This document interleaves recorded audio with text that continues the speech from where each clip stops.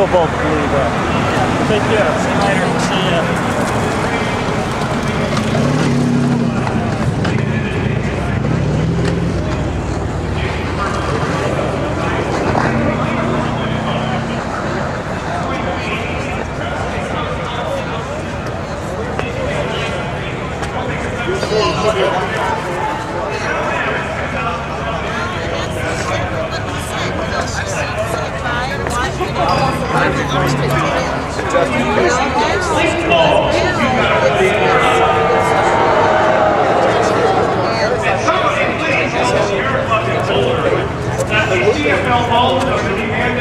And mercury in them, for crying out loud. But talk about not making a federal law out of everything. This cap and trade is the most odious piece of legislation I have ever seen, and we really ought not to lose sight of this as we're debating all the other issues. We're denying ourselves access to our own energy resources. We're the only country that does it. Brazil just had an oil find off their coast. They're doing handstands down in Rio. They're saying this is going to make us rich. What do? We take Anwar offline, 10 billion barrels of oil. We take the Outer Continental Shelf offline, 86 billion barrels of oil.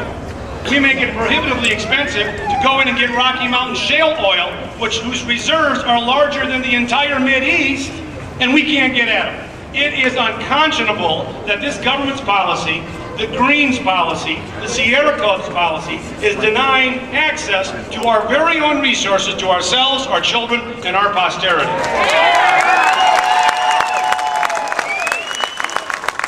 Let me be clear.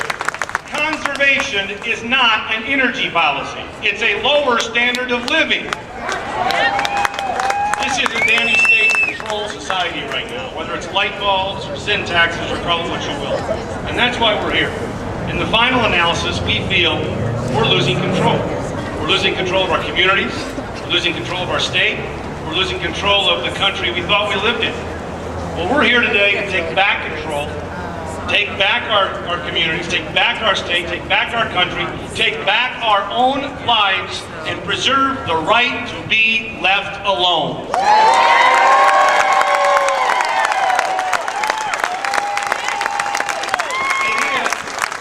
It is the proper role of government in a free society. That's what we're talking about.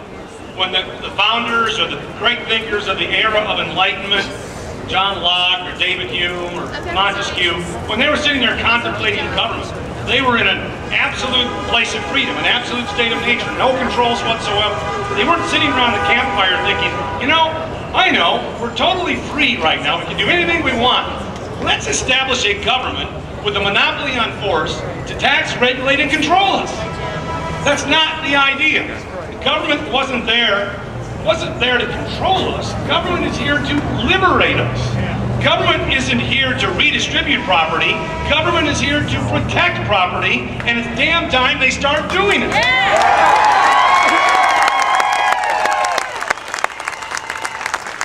James Madison said the first object of government is the protection of property. George Mason said that private property is indispensable to a free society.